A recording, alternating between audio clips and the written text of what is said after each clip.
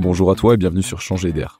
Je m'appelle Clément, je suis ingénieur entrepreneur et je me pose beaucoup, peut-être un peu trop de questions.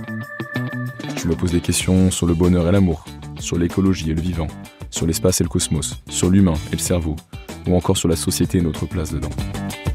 Et plus récemment, face à la crise écologique, je me demande ce que je peux faire et comment avoir un impact. Je me demande comment contribuer à la construction d'un monde que nous serons fiers de transmettre à nos enfants. Alors pour trouver des réponses et pour explorer des pistes concrètes, je vais chaque semaine à la rencontre de celles et ceux qui ont des idées, qui bâtissent un futur qui donne le sourire et qui m'inspire. Et spoiler alerte, on a plein de réponses et de bonnes raisons d'espérer. J'espère qu'écouter leurs témoignages t'aidera à trouver des réponses, à avancer sur ton chemin et peut-être même à changer d'air. Bonne écoute.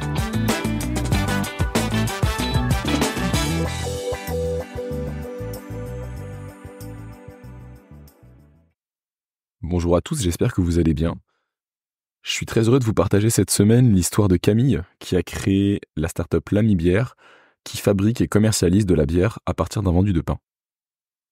Camille, il y a quelques années, est confrontée au gaspillage alimentaire et apprend qu'on a un tiers de la production d'aliments mondiale qui est gâchée. C'est à 1,3 milliard de tonnes, alors même qu'on a 10% de la population mondiale qui souffre de frein chronique, c'est-à-dire qui n'a pas accès à une alimentation suffisante. Camille raconte qu'elle a toujours voulu se sentir utile et donc elle creuse ce sujet de gâchis, ce sujet d'économie circulaire. Et je ne vais pas vous spoiler, elle l'explique beaucoup mieux que moi dans l'épisode, mais elle finit par créer l'Amish, qui est sa première entreprise pour faire de la bière à partir des invendus de pain. C'est très fort parce qu'avec l'Amish, elle va créer, elle va fabriquer, elle va vendre de la bière faite à partir d'invendus de pain. Mais malheureusement, après quelques années, elle est contrainte de fermer sa boîte. Là, elle doit prendre un choix qui est très difficile entre, en fait, persévérer face à un échec ou continuer. Et je ne vais pas vous en dire plus puisque tout est dans l'épisode. Ce que je peux vous dire, c'est que cette conversation était très intéressante, qu'elle m'a touché parce qu'elle a résonné avec ma propre expérience, et que je pense que l'histoire de Camille peut vraiment servir à tous ceux d'entre vous qui sont intéressés par l'économie circulaire, par l'entrepreneuriat. Elle m'a touché par sa résilience, elle m'a touché par sa joie, son sourire et sa conscience aussi des difficultés. Avec Camille, on parle d'abord bien évidemment de sa start-up qui fabrique la délicieuse bière à partir d'un vendu de pain. On parle aussi de façon générale des défis et des joies de lancer une entreprise. Comment est-ce que l'idée lui est venue, quelles étapes elle a suivies, qu'on se sent utile, qu'on a un sentiment de liberté, mais qu'on a aussi des responsabilités. Donc on parle vraiment de l'entrepreneuriat de façon générale. Camille parle aussi beaucoup du fait de croire en soi et en son projet, et c'est lié à l'entrepreneuriat.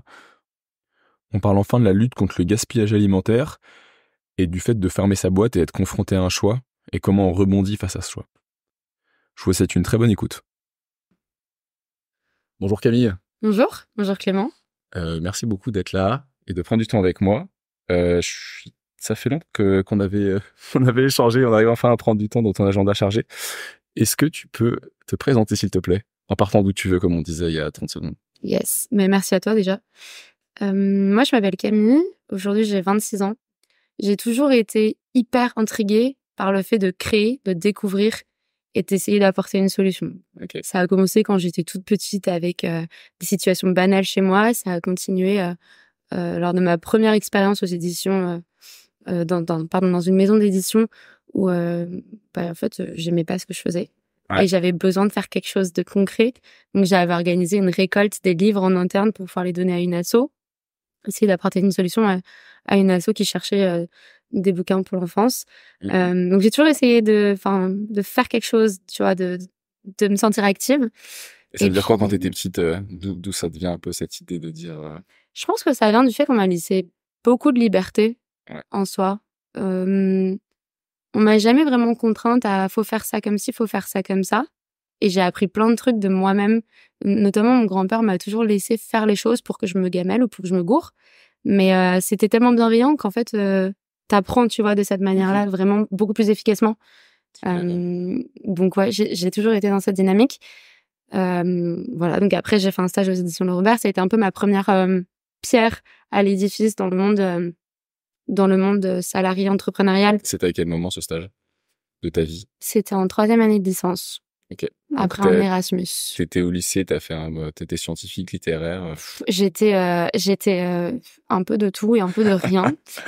J'ai voulu Très partir généraliste. C'est ça, non mais j'ai fait du coup collège, lycée classique. Lycée, j'ai voulu partir en S parce que je suis dans une famille de matheux, prof de maths de génération en génération. D'accord.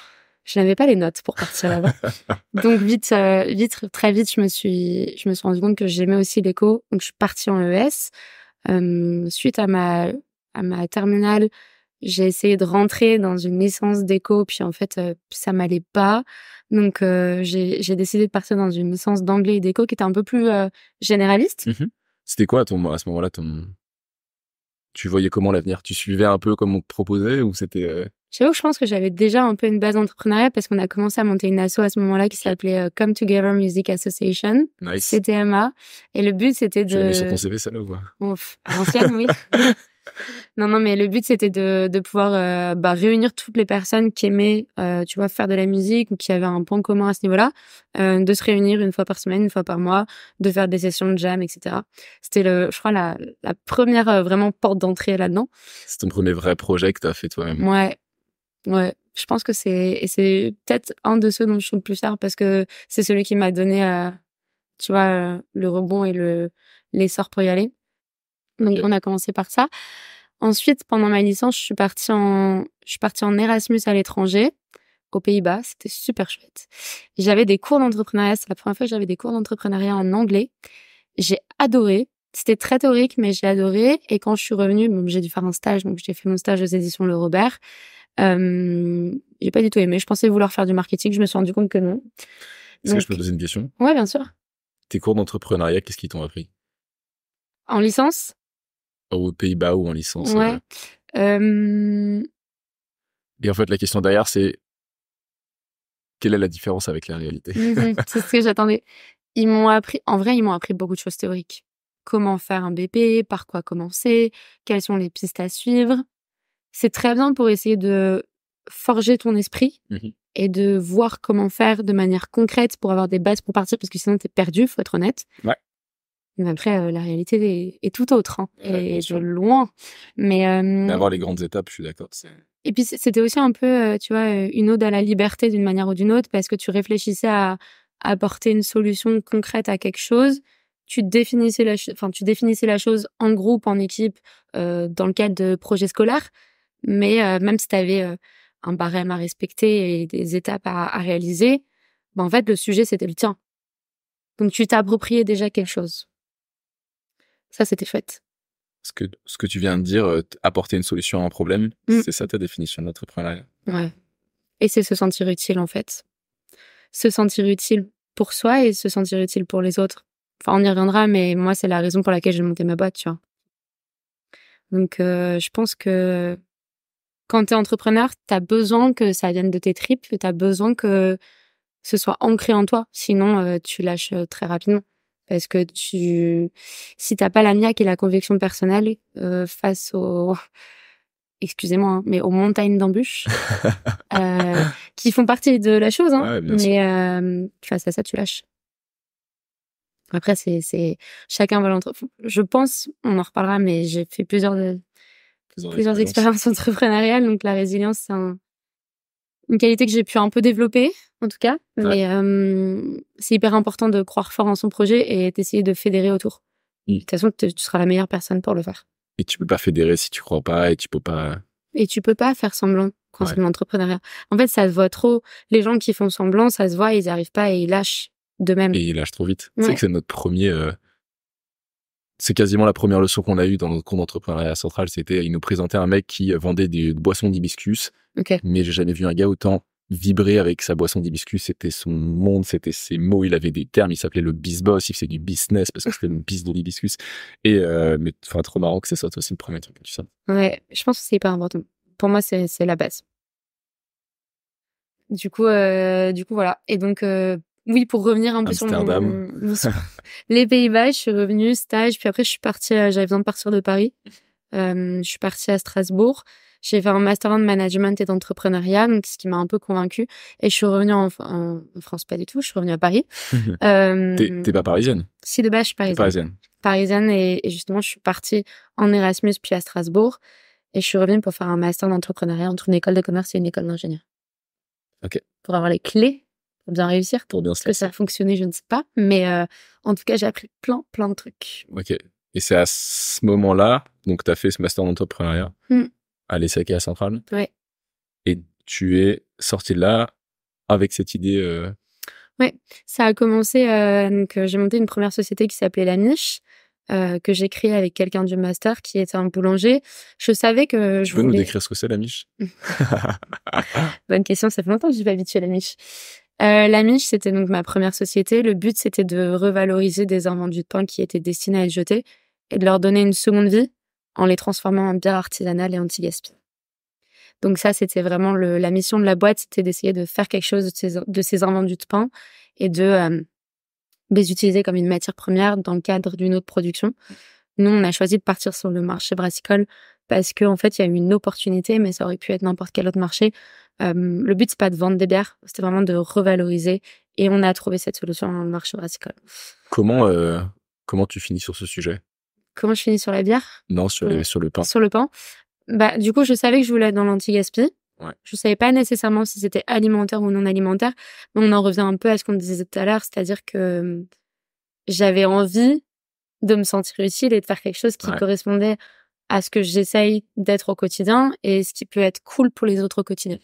Donc, je savais que j'avais besoin de créer. Je savais que j'avais besoin de créer for good dans l'impact et l'anti-gaspi alimentaire est vite arrivé comme une solution. À ce moment-là, j'ai rencontré mon ancienne associée qui était gérante de boulangerie, qui lui avait des invendus. Et en fait, à un moment donné, en réfléchissant et en travaillant, il avait clairement des sujets au niveau du pain et on a cherché ce qu'on pouvait faire. On s'est rendu compte que la base de la bière, ça s'appelait le sicarou à l'époque. Et en fait, c'était réalisé à partir des céréales de l'alimentation humaine qui avaient fermenté avec de l'eau de pluie. Et on a repris cette base sur le concept. Ça, c'est la base historique? Ouais, de la bière. Ok.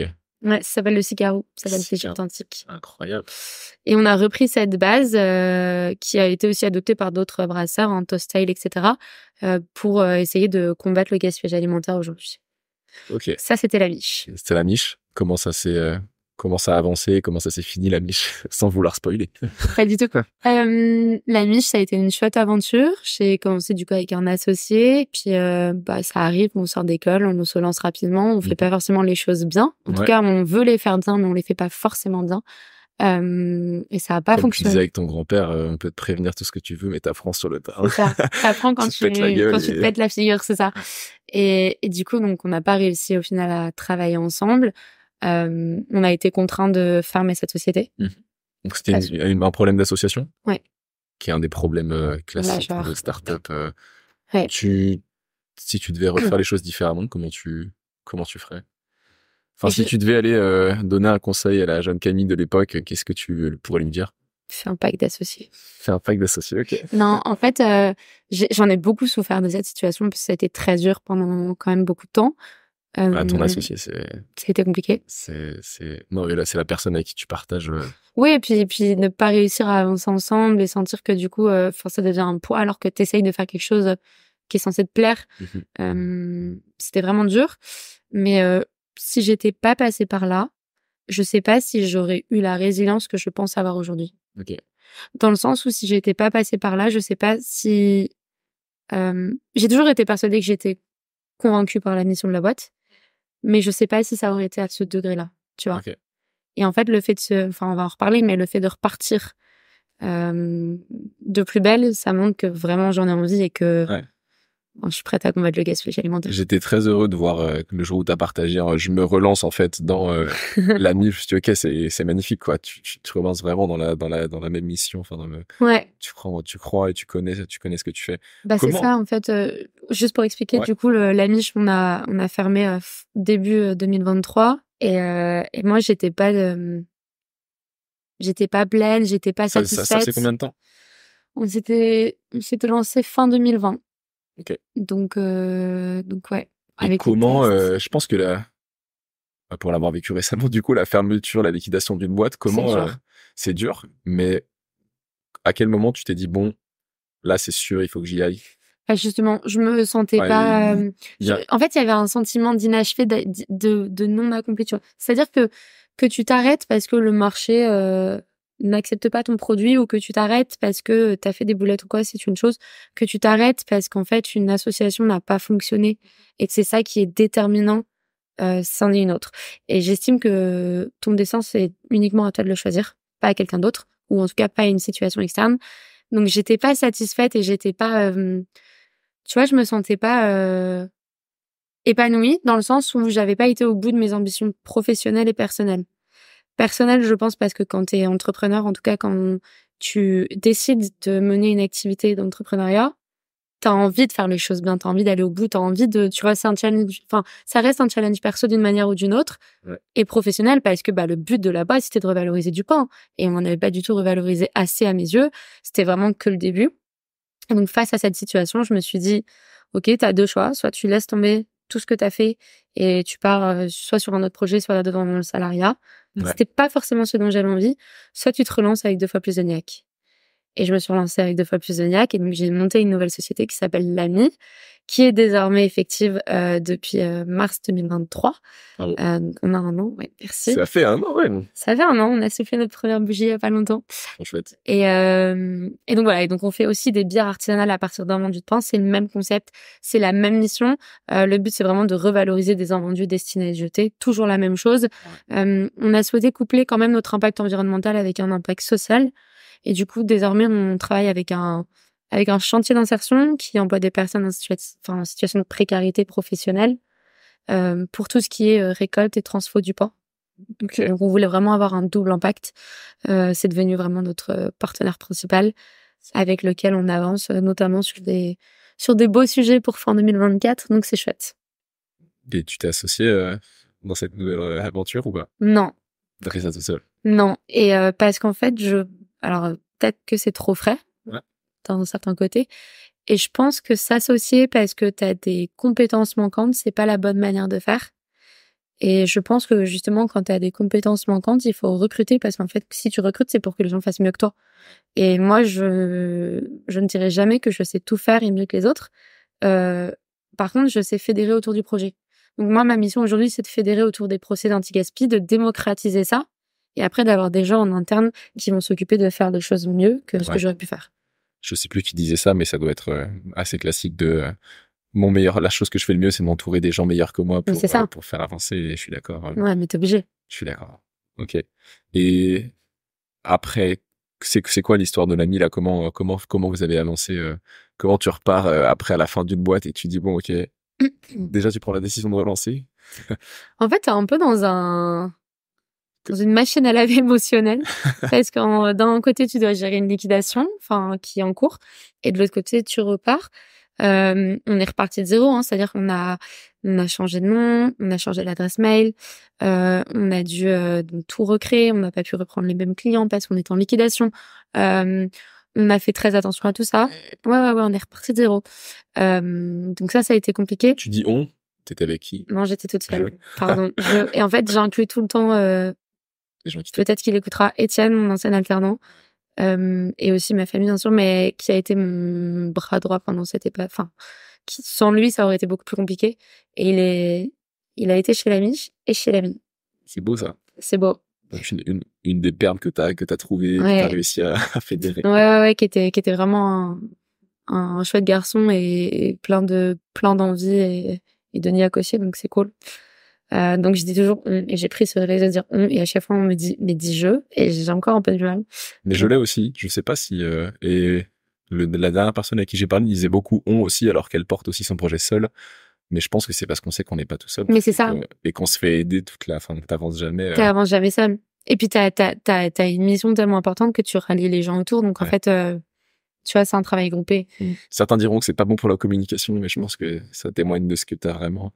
Je crois, en tout cas, j'ai du mal à dire dans le cadre de la boîte.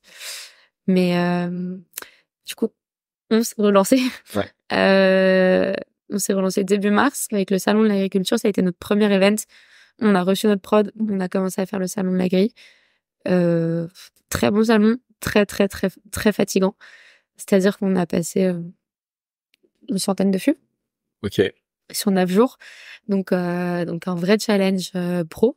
Donc, t'as vendu une centaine de fûts sur 9 jours. Et c'était au bout de combien de temps de boîte? Une semaine. Ok. Des fûts que t'avais déjà? Non, des fûts de la nouvelle boîte. On n'a rien récupéré de la niche. Non, mais ok, donc des fûts que tu dois produire dans le futur. En fait, si tu veux, la niche a été fermée. On a créé la NI. On a lancé une production quand la niche a été fermée. J'ai décidé de créer la niche, j'ai lancé une prod et derrière j'ai reçu mes fûts pour le salon de l'agriculture. Incroyable. Concrètement, comment tu lances une prod de bière à partir de pain? Déjà, je fais une petite parenthèse, mais comme t'en parles, non, mais t'as raison. Pour qu'on imagine ce que ça veut dire. Une bière, déjà, c'est simple, c'est 4 ingrédients. Donc, c'est de l'eau, de la levure, des houblons et du malt. Okay. Le houblon, c'est en gros ce qui va donner le goût. Et le malt, c'est la céréale, enfin, la matière première. Donc, nous, on remplace 30% du malt. Donc, on va s'occuper de récupérer du pain. À un moment, on l'a fait nous-mêmes. Maintenant, on passe par le chantier. Donc, le chantier va récupérer du pain selon notre cahier des charges et selon notre charte de traçabilité, le transformer, nous le mettre sous forme de coco dans des sacs pour qu'on puisse l'utiliser. On l'amène à la brasserie et ensuite tous les autres ingrédients sont là-bas. On brasse avec le brasseur, on fait la prod, on laisse du coup tout ça en fermentation 3 à 4 semaines, en période de garde, etc. Et ensuite on récupère la production et on l'enfûte dans la bouteille et on la distribue sous notre nom. Donc en fait, on a beaucoup de parties prenantes qui sont nos acteurs privilégiés, à la fois le chantier d'insertion, à la fois le brasseur et le logisticien. C'est vraiment les 3 gros partenaires. Nos 3 gros partenaires sans lesquels on n'en serait pas là en tout cas. Donc, t'as des relations professionnelles avec eux ou c'est des relations amicales finalement qui se créent? Ah, c'est une bonne question. Je pense que ça reste des relations professionnelles. Après, il y a certains acteurs avec qui ça devient un peu plus amical. Pardon. Non, je te laisse finir. Non, en fait, la personne, par exemple, avec qui c'est le plus amical selon moi, c'est la personne du chantier d'insertion. Mais je pense que c'est parce que la mission, elle est similaire. Ouais. C'est-à-dire qu'il récupère du pain pour transformer et tu partages un truc qui est beaucoup plus fort qu'un logisticien ou qu'un brasseur au final. Même si j'adore tout le monde, mais... Ma demande, c'était en fait plus que... c'était pas amical parce que ça n'a pas vraiment de sens d'utiliser ce terme-là, mais c'était... est-ce que finalement, ça fait pas partie des gens que t'as fédérés aussi? Tu vois, le Yvan, le mec dont je parlais tout à l'heure, qui vibrait avec son jus d'hibiscus, il disait, mais en fait, il faut que tous les gens qui soient dans votre cercle vibrent avec vous, quoi. Ouais. Et que ce soit tes employés, et tes partenaires aussi. Alors, les partenaires, c'est un peu plus compliqué parce qu'ils ont plein d'autres activités à côté. L'équipe, il n'y a pas de sujet. Enfin, le but de recruter, c'est de fédérer autour du projet et de réussir à véhiculer, tu vois, la mission et les valeurs de la mine, pour l'instant sur le territoire parisien, c'est déjà pas mal. Mais dans les partenaires, forcément, il y en a qu'on a plus fédéré, enfin, qu'on a forcément plus, comment dire, avec qui on a le plus d'attaches de par la mission de chacune de nos sociétés. Mais, et c'est le chantier d'insertion. Après, on est très très proche du brasseur et du logisticien, mais c'est pas les mêmes relations. Okay. C'est un peu sûr. Ok. Pardon pour la parenthèse, t'étais en train de vendre 100 fûts de bière. Ouais. La première semaine. Ouais, donc démarrage un peu sur les chapeaux de roue. On réussit à avoir une place au salon de l'agriculture un peu last minute. On a un stand qu'on partage avec une société dans les sauces. Donc on avait la belle sauce X Lamy sur le stand. Ça n'avait aucun sens. Excellent. Et pour la petite histoire derrière, c'est très drôle parce qu'ils avaient écrit sauce et X attachés. Du coup, ça faisait la belle sauce X Lamy. Donc ça a été notre début d'activité. J'ai encore la photo. Mais non, trop cool. C'est une bonne approche après pour aller chercher les gens. On vend pas des saucisses. Mais c'était très chouette parce qu'en fait, c'est un des premiers événements, tu vois, un peu B2B qu'on faisait de cette B2C, pardon, de cette envergure. Et on allait directement au contact des gens. Donc au début, les gens venaient parce que c'était de la bière et ils revenaient parce que c'était de la bière au pain. Et ça, c'est vraiment chouette parce que tu te rends compte que le goût pose pas problème et c'est ce qu'on essaye de véhiculer. On fait de la bière à partir d'un vendu de pain, mais c'est une bière au goût authentique. Et c'est pas une bière au goût d'anti-gaspi ou d'un vendu ou qu'importe, comme on a pu l'entendre au début. Non, pas du tout. Et donc, les gens revenaient et ils nous demandaient où est-ce qu'on pouvait nous trouver dans les commerces, dans les grandes surfaces, etc., etc. Donc, si tu veux, on avait ce sujet sur le salon, on a réussi à avoir des gens qui étaient intéressés, qui revenaient pendant le salon. Et on a même des gens qui sont revenus cette année sur le salon, puisqu'on l'a refait, de l'année passée, et qui nous ont dit, on vous a cherché. Et là, je crois que c'est un peu ta plus grande victoire. Parce que 1 an après, des gens qui te recherchent sur un salon parce qu'ils ont aimé ta bière et le concept, c'est vraiment cool. Ça fait très plaisir. Ça fait très plaisir. Et comme tu as dit, si tu veux te sentir utile, tu te sens utile, quoi. Tu te sens utile, c'est ça. Ok, génial. Tu viens de dire un truc intéressant sur la bière, elle a pas de goût d'anti-gaspi. Ouais. Et ce côté, je crois, reconditionnement, économie circulaire, j'ai déjà entendu que c'était une vraie difficulté pour les gens qui revendent des produits réutilisés, reconditionnés ou comme toi, issus du du gaspillage alimentaire. Comment tu changes la vision des gens? Enfin, est-ce que déjà c'est un truc vraiment global? Il y a une petite peur, comment ça se passe? Ouais, mais ça évolue. Ça évolue. Parce que au tout début, quand je me suis lancée avec la miche et que je proposais de la bière au pain, on me disait: «De la bière à quoi?» Je disais: «Au pain». «Au quoi?» «Au pain». «Ah non, j'ai pas envie de prendre ça, je suis pas au Ouais. petit-déj». Ça, c'était, la phrase, bateau. Maintenant mais tu sais, c'était un enfer. Et maintenant, quand je vais voir un restaurateur, c'est: «De la bière au pain?» «Ah ouais, j'en ai goûté une». Ouais. Ou: «J'en ai déjà une, j'aimerais bien en mettre une deuxième à la carte». Et là, tu vois que les mentalités, elles évoluent. Pas au niveau du consommateur final, mais au niveau du tu vois, du B2B. Et en fait, c'est eux qui vont vendre après tes bières. Donc, tu as besoin de fédérer autour de ça. Tu as besoin de faire comprendre que la bière au pain, c'est une bière qui est, voilà, artisanale, certes, réalisée avec du pain vendu, mais que ça reste une bière classique, en fait. Ça reste une bière qui a été travaillée, qui a plusieurs maltes, plusieurs houblons, sur laquelle on a passé du temps pour créer une recette qui plaît à tout le monde. En tout cas, on a essayé. Et voilà. Et on va dans ce sens-là. Et c'est vrai que il y a encore des challenges. Je vais pas dire que c'est simple de vendre de la bière au pain parce que forcément, ça reste un marché niche dans le marché de la bière artisanale, mais on voit quand même des évolutions, tu vois, sur le marché.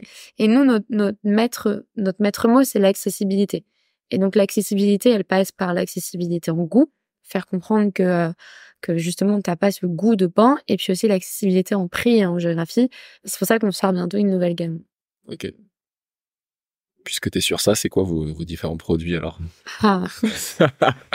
Et en fait, c'est quoi votre donc là, t'as commencé, t'as vendu tes sans fûts.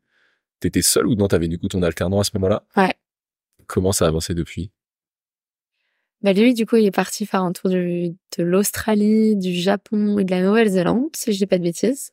Pense fort à lui. Ouais, on pense fort à lui. J'ai recruté un nouvel alternant, une stagiaire en com.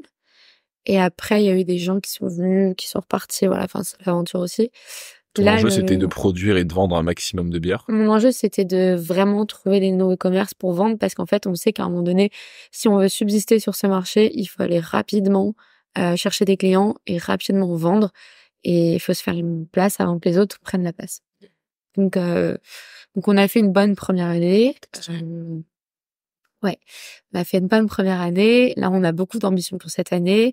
C'est aussi pour ça qu'on va faire une levée de fonds. Certes, pas forcément très importante, mais le but, c'est pas de faire une levée de fonds pour subsister, mais de faire une levée de fonds pour croître. Ouais. Notamment avec les sujets des JO et de l'été qui arrivent, qui sont hyper importants pour nous.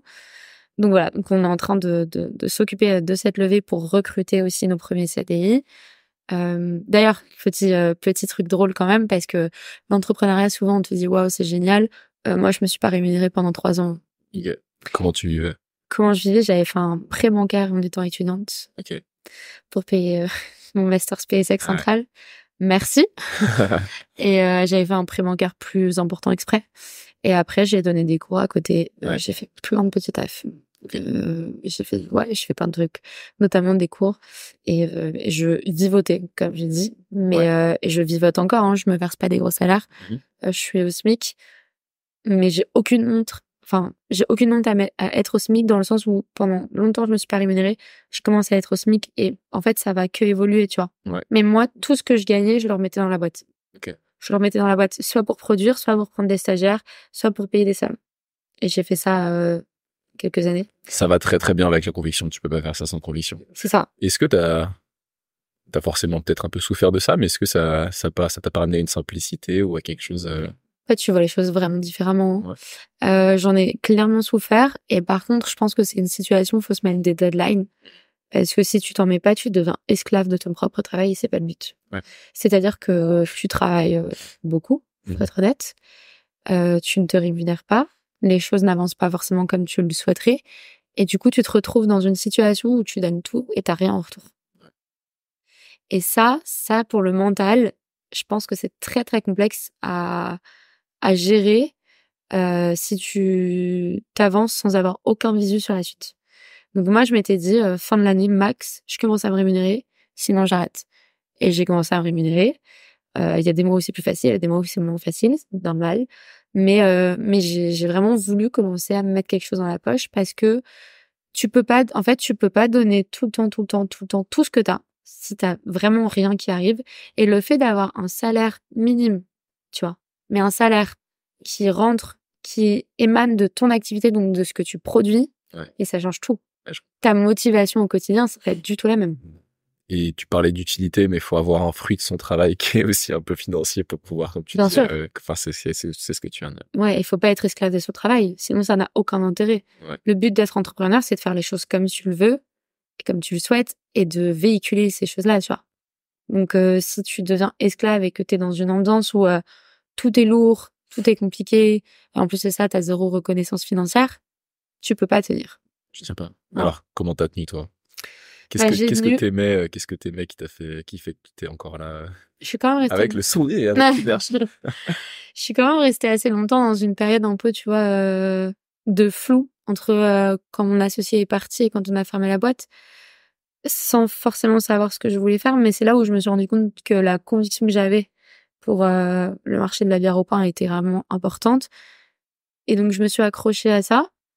Clairement, j'ai pu vivre parce que j'ai été aidée par ma famille, faut être honnête aussi, parce que j'avais des économies de côté et parce que j'ai donné des cours. Ouais. J'aurais jamais pu ça.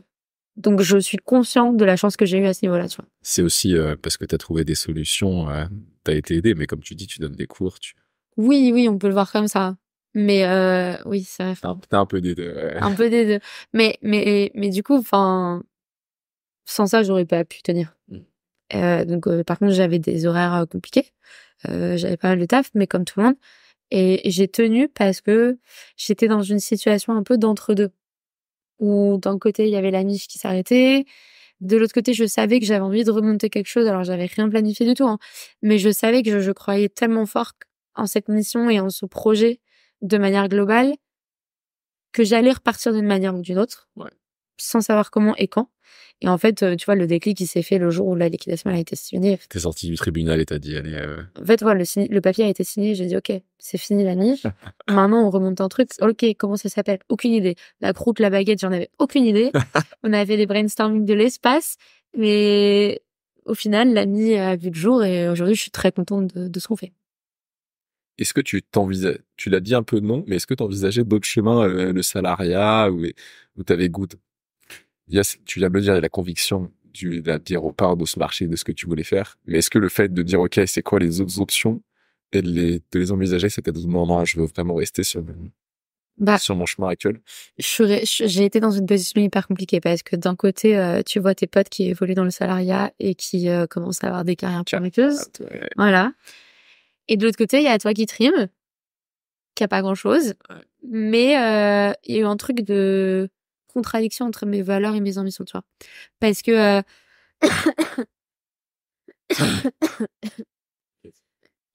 Excuse-moi. Parce que... OK, j'ai des ambitions de faire quelque chose de bien, de faire quelque chose où un jour je me rémunérerai correctement. Ouais. Enfin, faut être honnête, ça reste aussi une ambition. Le fait d'entreprendre, c'est pas que résoudre des solutions. Quand tu décides de choisir ce chemin, c'est la base, mais après t'es carriériste, forcément. Donc il y avait ce côté voilà, tu peux gagner de l'argent dans le salariat et en même temps il y avait ce côté ouais mais la liberté d'entreprendre et la liberté de mettre toute ton énergie dans une conviction qui est la tienne. En fait, ça, pour moi, ça a pas de prix, tu vois. Ouais. Enfin, j'ai été contactée, hein, tu vois, par des chasseurs de tête comme beaucoup, en tout cas, je pense, qui ont eu des expériences entrepreneuriales. Entre aller dans une boîte où j'étais bien payée et essayer de remonter un truc et me dire, en fait, si ça échoue, c'est OK, mais je veux que ça échoue parce que j'ai pas fait mon max ou parce que le marché était pas là ou parce qu'il y avait d'autres raisons. Mais là, j'ai pas fait mon max. Ouais, en fait, c'était pas fini. C'était pas fini, j'étais bridée. Ouais. Et donc, quand t'es bridée et que t'as pas été au bout des choses, bah, t'as un peu ce sentiment et ce goût d'inachevé, tu vois. Et donc, j'étais en mode, bah ouais, mais non. Et du coup, c'est pour ça que j'ai relancé la boîte. Une nouvelle boîte. Bravo. Qu'est-ce que t'aimes dans ton travail? Oh, il y a beaucoup de choses, hein. Tu viens de le dire dans l'entrepreneuriat, je crois que t'aimes la liberté. Je crois que j'aime la liberté, mais je crois que ce que je préfère, c'est faire connaître le produit et fédérer autour. fédérer autour. Quand je dis fédérer autour, c'est pas fédérer autour de la bière au pain. Bien sûr, c'est mon cheval de bataille, mais c'est fédérer autour des procédés anti-gaspi, faire comprendre qu'en fait, il y a tellement d'autres marques, tu vois, de nourriture qui sont des produits réalisés à partir soit de pain vendu, soit de drèche, enfin, il y a plein de choses qui existent. Et je crois que ma plus grande fierté, c'est d'arriver à faire en sorte que quelqu'un qui n'a jamais entendu parler de ça ou n'a jamais voulu goûter à un de ces produits se dise, ouais, par principe, exactement, se dise, ok, je vais essayer. Ah ouais, pourquoi pas? Et ça, c'est un peu le truc qui m'anime. C'est très chouette. Et t'es centré sur le gaspillage alimentaire ou est-ce que tu parles aussi de l'économie circulaire en général? Moi, je suis plus centrée sur le gaspillage alimentaire parce que c'est un peu mon combat au quotidien et c'est quand même, enfin, c'est énorme quand tu regardes. Enfin, c'est un tiers de la production mondiale de nourriture qui finit à la poubelle, tu vois. C'est les chiffres. C'est effrayant, ouais. Ouais. Donc, c'est un peu mon cheval de bataille, mais après, il y a plein d'autres solutions qui existent dans l'économie circulaire qui sont géniales, hein. Enfin, moi, des copains dans l'économie circulaire, j'en ai plein. Je pense à Néo by Nature qui fait des gels douches rechargeables. Je pense à Humain qui récupère plein de choses pour en faire des nouveaux produits. Enfin, il y en a plein. Il y en a plein. Si vous cherchez des alternatives, faudrait que je note ça. Je vais noter, tiens. Moi, je te passerai un des noms si tu veux. Ouais, je suis chaud, je les noterai en bas. Je pense que quand t'as été touché un peu par ce côté, on cache beaucoup trop de choses et il existe des produits alternatifs qui réutilisent, en fait, enfin, moi, personnellement, ça me plaît tellement plus de racheter un produit qui a une histoire. Bien sûr. Et de me dire, ok, à la place de participer à la dépense de ressources, en fait, je participe à une économie alternative qui est en train de se créer. Ouais. Et je pense. Et on connaît pas assez, en fait. C'est ça. On c'est cherche, ce que parfois, on j'allais cherche dire. des choses. Mais je pense qu'il faut éduquer le consommateur final. Et c'est ce que je préfère faire dans mon travail. C'est vraiment démocratiser ces modes de consommation et de production et essayer de faire comprendre que, en fait, tu peux consommer bon pour toi et bon pour la planète. Et que ça va ensemble. Et que ça va très bien ensemble. En général.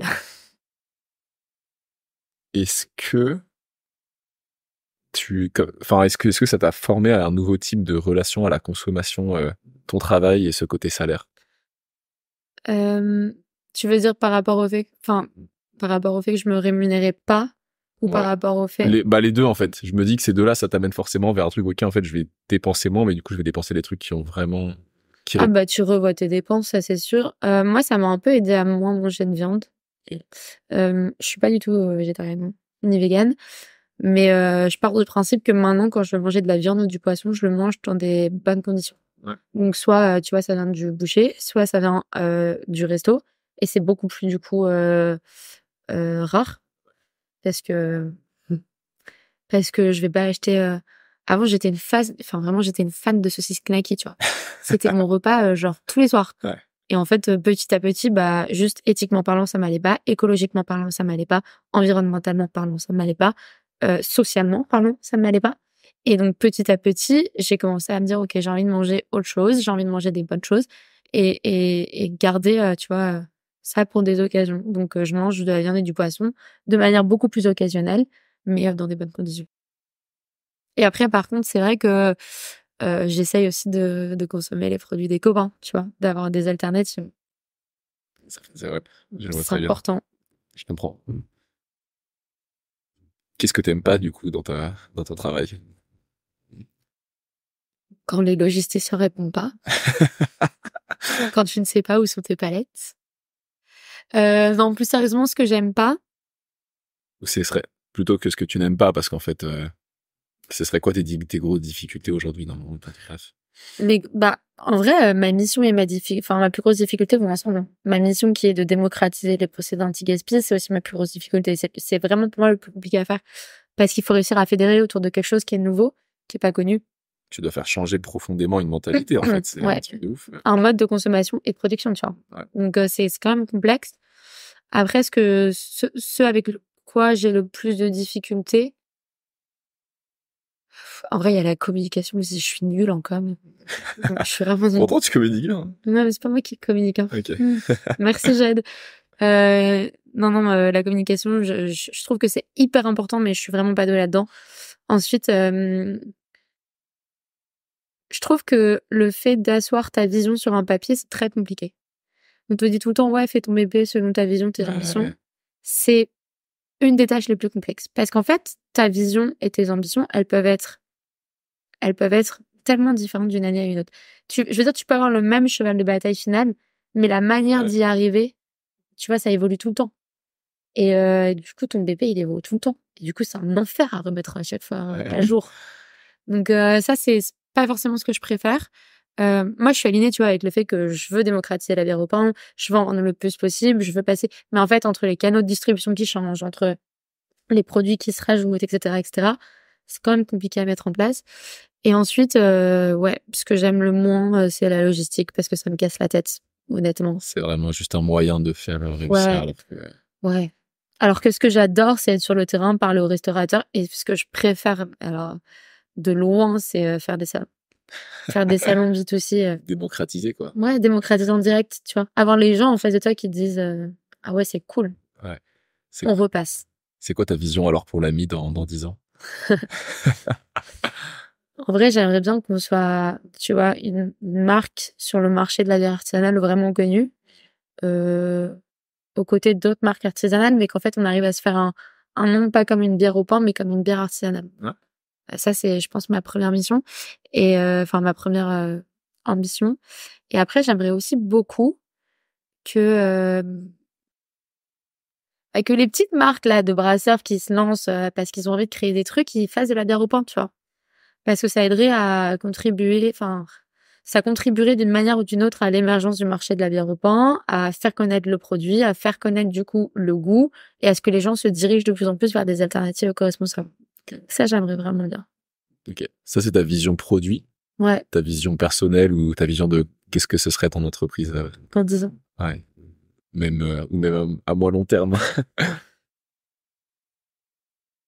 J'ai toujours dit que si un jour il y avait un gros qui toquait à la porte parce que il voulait racheter la boîte et que il pouvait faire mieux que moi, je vendrais la boîte.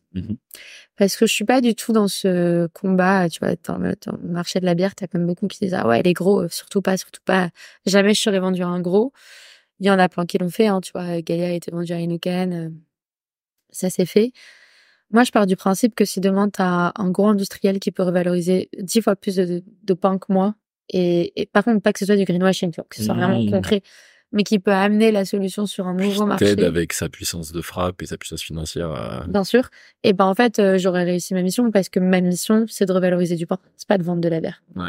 Encore une fois. Et donc, si eux peuvent le faire beaucoup, beaucoup plus largement, bah, je suis prête à accepter. Merci. Merci. C'est une vision claire. C'est quoi pour toi, on sort complètement de l'AMI, c'est quoi pour toi réussir ou être épanoui? Voilà, vache. Je t'avais dit qu'à la fin, on serait... Je pense que c'est se sentir aligné entre ce que tu veux dégager et ce que tu ressens, et ce que tu as envie de faire. C'est très beau. En fait, si les trois sont alignés, ça peut que fonctionner, tu vois. Mais si tu as envie de faire un truc qui va pas avec ce que t'es ou la manière dont tu veux le faire, ça marche pas. Donc être aligné entre ta volonté profonde, ce que tu sais faire et comment tu le fais. Et comment tu le fais. Okay. Ouais.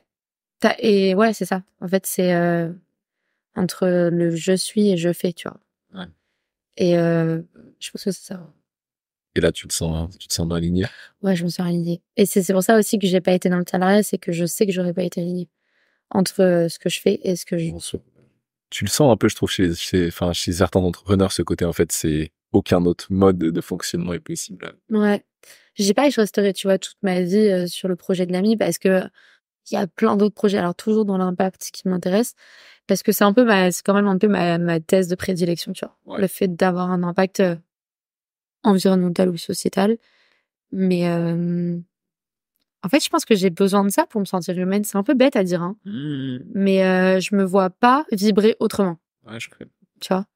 Et moi, je vais même te dire, plus loin, encore une fois, c'est bête et je me sens toujours bateau quand je dis des trucs comme ça, mais j'ai du mal à comprendre comment tu peux, à la fin, le soir, te coucher et dire, mais qu'est-ce que j'ai fait? Franchement, je n'ai apporté aucune solution. Enfin, j'ai limite accentué le problème de la crise sociale et écologique. Et en fait, c'est pas un jugement, hein, tu vois. il y a des gens très heureux et je suis heureux pour les gens qui sont heureux, mais je trouve, enfin, moi, je partage tout à fait ça. Ouais, mais je dis tous les jours à mon équipe, si aujourd'hui t'apprends rien, c'est que t'as loupé ta journée. Ouais. C'est, pour moi, enfin, c'est la base, en fait. Il faut que tu te couches en étant soit fier de ce que t'as fait, soit avoir appris un truc. Mais ça peut être des trucs tout bêtes, hein. Mais si t'as appris un truc, t'as réussi. Et comment tu te places, enfin, comment tu vois la crise écologique, la crise climatique, t'es sorti de l'éco-anxiété, Ça fait peur. Ouais. Je suis pas dans cette dynamique hyper anxieuse parce qu'en fait, si t'es dans cette dynamique, t'avances pas. Je suis forcément préoccupée. Enfin, tu lis les rapports du GIEC, t'as froid dans le dos. Dans un des derniers rapports, il disait quand même qu'en 2100, il y allait avoir un tiers des zones d'exploitation agricole mondiale qui allaient devenir inexploitables à cause du réchauffement climatique. 2100, c'est demain, hein. Ouais, ça arrive. C'est vraiment demain, tu vois. Et quand tu réfléchis juste à ça, en 2100, un tiers des zones qui deviennent inexploitables, ça veut dire que dès à présent, on sait qu'on est obligé déjà de repenser nos modes de production et consommation.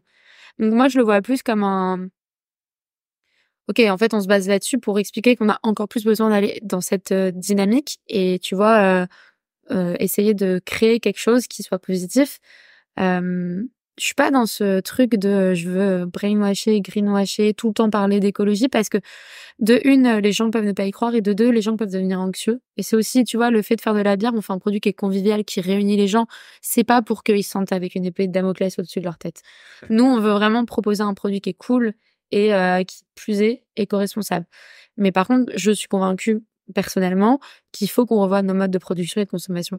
Et le fait d'avoir ce genre de stats, plutôt que de me faire peur et de me dire, OK, on va droit dans le mur, bien sûr, j'ai peur. Mais je le dirai jamais, tu vois.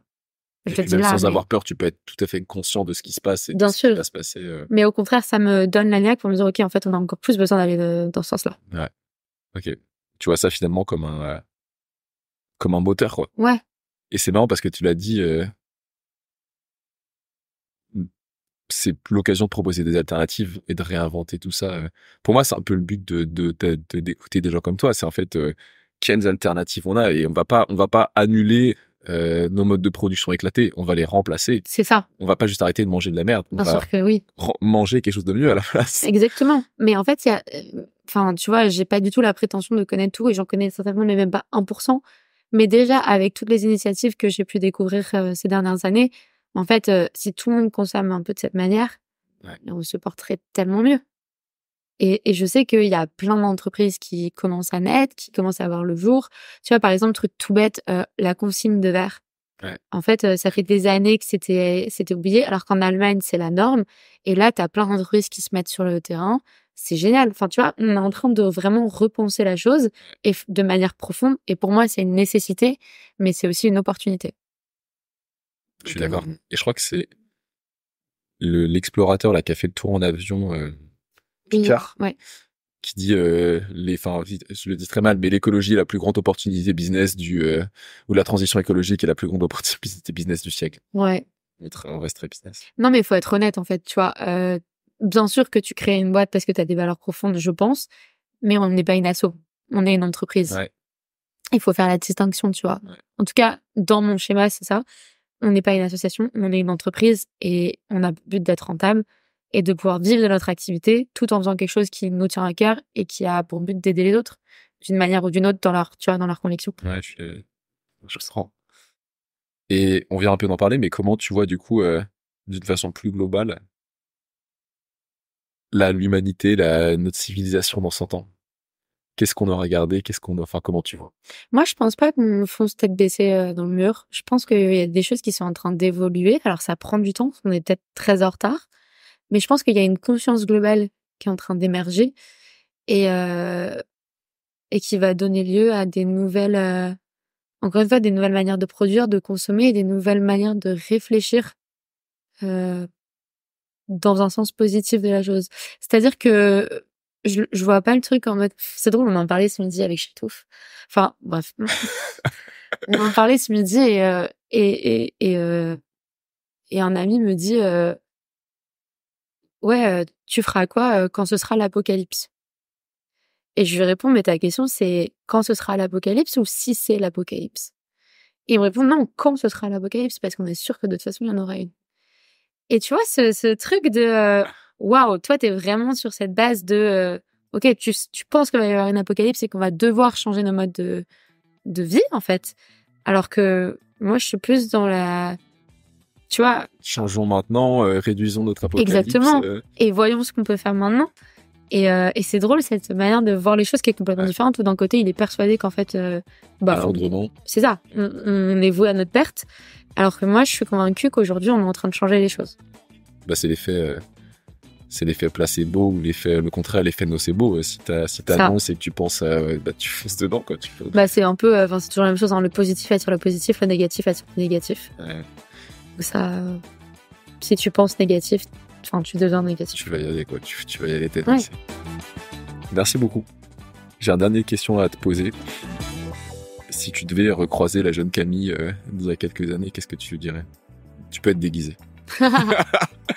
J'adore. Je dirais la vie, c'est pas tout rose. Ouais. Parce que c'est pas si facile que ce que tu croyais. Tu vas en chier, ma cocotte. Okay. Mais par contre, crois fermement en ce que tu peux faire, parce que peut-être que tu arriveras à accomplir des belles choses. En tout cas, donne-toi les moyens.